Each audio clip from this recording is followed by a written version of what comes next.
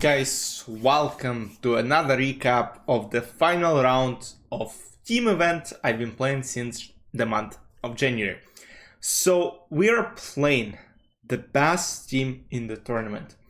If we win 3.5 to half a point, then we win the whole tournament.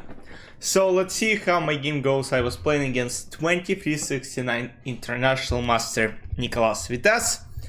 And he starts with e4, that's what I prepared, c5, knight f3, d6, d4, c takes d4, knight d4, knight f6, knight c3, a6. And here where my prep ended, because Nicolas played a4. So I prepared knight b3, I also looked at bishop g5 before the game a little bit, but and also I looked at h3.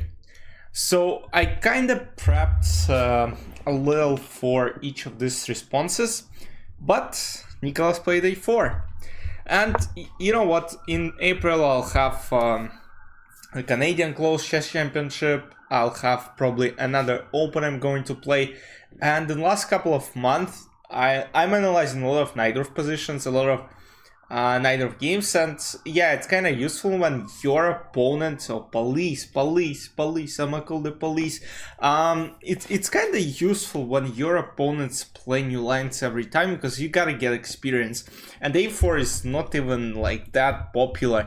The funny thing is, I looked at something like this not long, maybe a4, maybe this is what I looked at, probably d5, and you know, black get some advantage.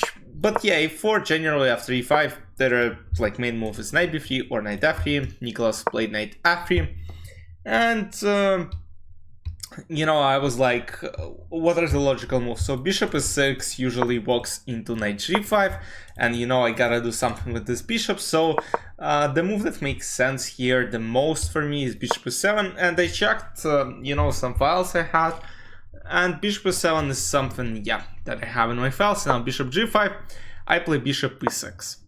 Now the main move here for white, so they played bishop g5 for a reason, they want to fight for g5 square, and the main move here of course is to play bishop f6, and maybe play knight d5, and you know, it can go anywhere from here. Knight d7, bishop c4, rook c8, and we kind of get this equal play.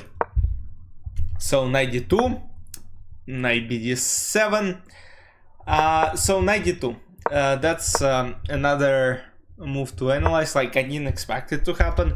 I honestly thought bishop f6 is going to be played on the board, but knight d2, and I was like, yeah, I understand the idea. Knight c4, knight f3, knight d5, and fight for this d5 square with knights. But then I started calculating, and by the way guys, I mean, despite knight bd7 being the best move in the position, this position after knight d2 generally didn't happen on high level games, like a couple of times, like some GMs, but not like very high level games.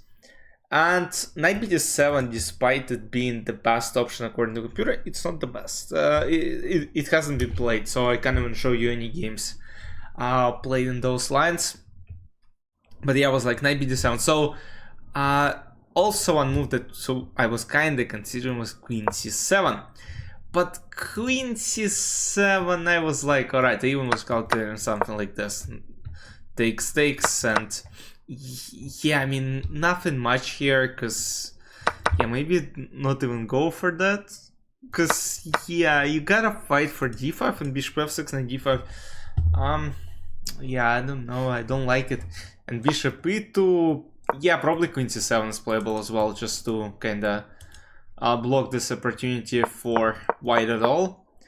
But I was like knight bd7, and after knight c4, which was played in the game, I played queen c7. And what I calculated from specifically, let me put it on chessbase. So let's say we got this position, right? Knight bd2, and here I started calculating what could I do. And of course, the line with knight bd7, knight c4, queen c7, knight e3, queen a5 came to my mind. And that's exactly what happened on the board. So the point here is, you can look here. So there is a pin on this knight on c3, and I'm potentially threatened to take on e4.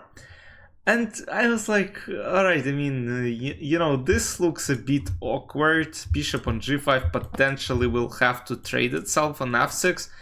And I was like, okay, should be better. And I actually was better. Knight b7, knight c4, queen c7, knight e3, queen a5.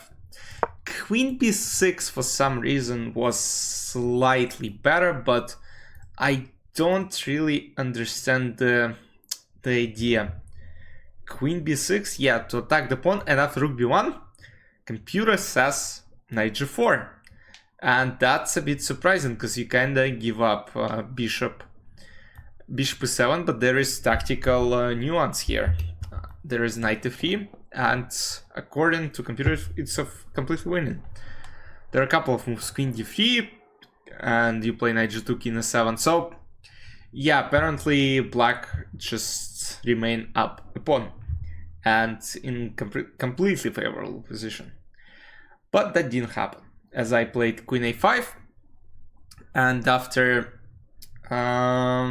bishop f6, knight f6, I got two bishops. And I thought, alright, this should be okay for me. This should be like probably better. I knew I was better, but I couldn't come up with a clear plan. So after bishop d3, rook c8, once again I'm pretending I want to take on c3, which I, you know, did a couple moves later, even though I shouldn't do it. And so let me just show you what might happen potentially. Let's say h3 is played. I'm wondering if I have rook c3 here. Yeah, I have rook c3 here, and after b takes c3, queen c3, king moves to f1, and now I can castle, and this king is not castled. Yeah, I mean, there is still g4, but d5, and black get a lot of counterplay. And yeah, the position is not winning, but it's definitely a lot easier to play with black. What castle was played? And here I played g6. So g6, I'm not sure if it's going the wrong way, but let me show you what I was calculating. After castle here, I was like knight d5. For some reason, I just didn't like this move. And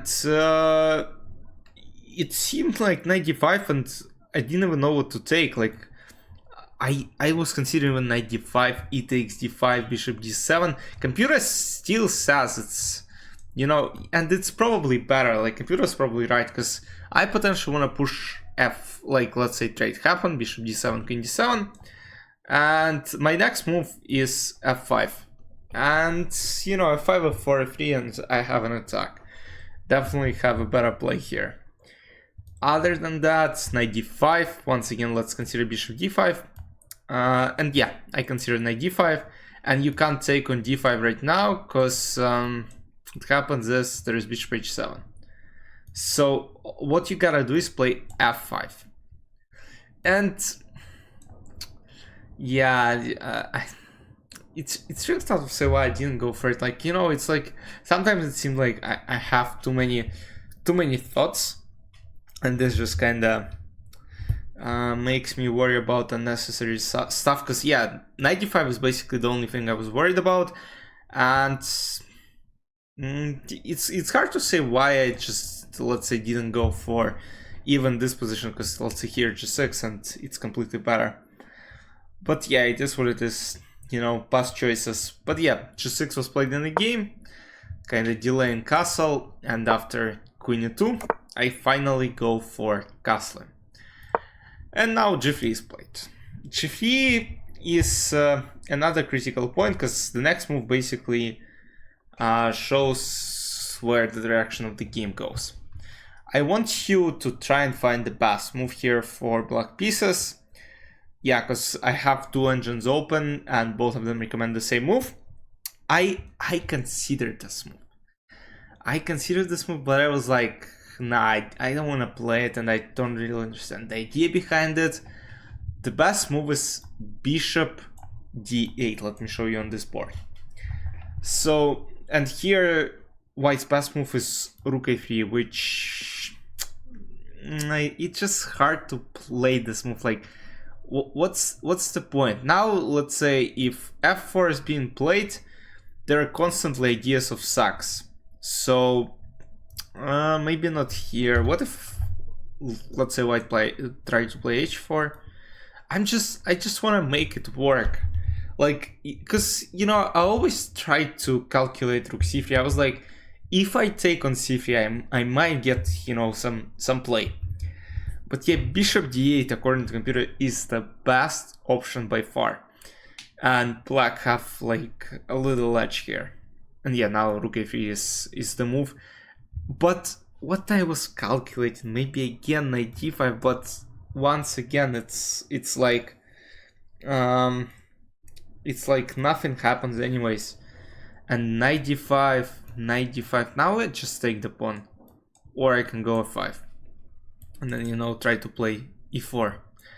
So yeah, really interesting position. It's definitely worth analyzing it further. But bishop d8 is best, because I was worried about f4 too much. Probably takes, oh man, takes queen b6, and it turns out, let's say after f5 I can just take and go bishop g7, and black are completely winning, because this king is not surviving here. And you see, bishop controls f6 square, king goes to h8, rook to g8. There are no problems for black pieces. Just, I mean, both g files, both kings are kind of weak, but you know, this one is a lot weaker. And what happened in the game was rook c3. And yeah, I mean, chess.com computer says it's a blunder. It's not even a mistake. I mean, it's definitely a blunder. I made 2 blunder moves in a game. Yeah, and it's just tough. I thought I might have some compensation, and that's the critical moment of the game. I can't say white are winning, but you know, they are dictating the flow of the game right now. Rook b1, queen goes to c6, and now c4. If white didn't have c4, then, you know, I might, let's say they play h4, I think I might be even equal. Yeah, h4, exactly, like knight d4. Of course, they don't have to give up this pawn, but you know, if they play it too slow, let's say they play f3, I think the position is equal. Yeah, the position is around equal. So, but yeah, c4 is just a very strong move, and it turns out that, you know, huge d5 hole. And you know, you don't want to allow these holes to happen. And knight d5, and now also suddenly there's the idea of going f4, which happened, I believe, on the next move. Yes. And here, once again, I made 2 blunders in 4 moves. I was very low on time. The time control is 60 plus 10.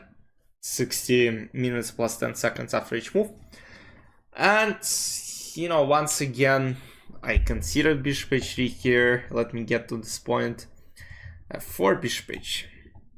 I saw it. I also saw knight d5. The point is bishop f1, knight d7. And then take and up a piece. White are up a piece, so completely winning. Here bishop d8, and then, you know, I was like, also wait, f4, if I play knight c5 here, f5, bishop c8, f6 is, oh, there's still bishop d8 though, because I thought this position is like absolutely terrible, but to my surprise it's actually equal after bishop h. So yeah, knight d5 here, knight d5 first, attacking the bishop, and the bishop goes to d8, you know, just retreat bishop back to c2 square, keeping it. Maybe a5, bishop a4 ideas. Not here, not even in next couple of moves, but this queen, you know, kind of trapped here. If bishop on, let's say b5 would protect it, or let's say a4, the queen is just simply trapped. But yeah, I just couldn't come up with a decision. Bishop h3, and it becomes hard to calculate, like rook f2, and it's like, you know what computer says is best right now? d5, but d5, you put your pawn under 3 pieces, 2 pawns on d4 and c4, and also knight on d5. But knight on d5, bishop c5 is coming, and yeah, it kind of makes sense, but Still, g5 is not the move that, you know, it's like a puzzle. It's seriously a puzzle. Like g5, it's incredible, and position is equal. Nah, this is just, you know, as an exercise. Like d5 move is impossible to play, in my opinion. But alright, I played f5, f5, which is a huge blunder. And this is a blunder because white have nice tactical resource. And once again, I want you to maybe pause this video and try to find 3-move combination for white pieces. And it starts with e takes f5, of course, and then after g takes f5 there is bishop f5.